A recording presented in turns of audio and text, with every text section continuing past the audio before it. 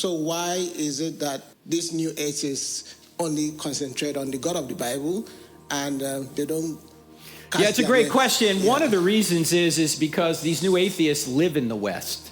And what really launched the new atheism, which has faded from the scene lately, is 9/11. When 9/11 happened, they decided that religion is evil. Look what religion pushes people to do, to fly planes into buildings. The problem is they lumped all the religions into one and said they're all the same, when in fact radical Islam and Christianity are completely opposites in that regard. Christianity is not going to tell you to go murder people, where radical Islam will.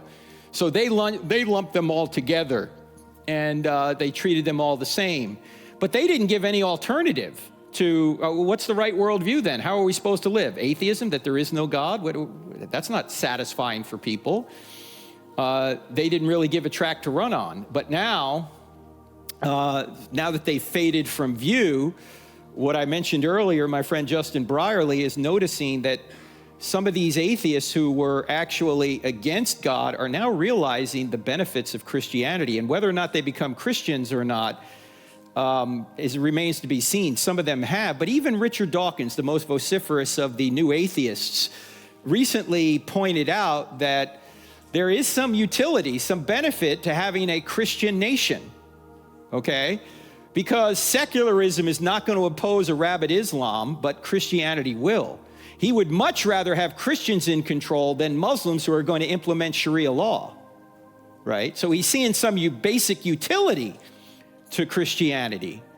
And it might also be that people are always going against the Christian God because he is the true God. And that's where Satan's going to aim his weapons, at the true God, not the false gods. He wants people to believe in false gods.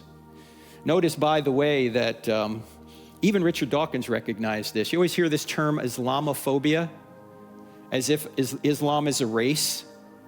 Islam is not a race, it's an ideology, and even Richard Dawkins recognized this. He said, you have Muslims from every ethnicity. Islam is an ideology.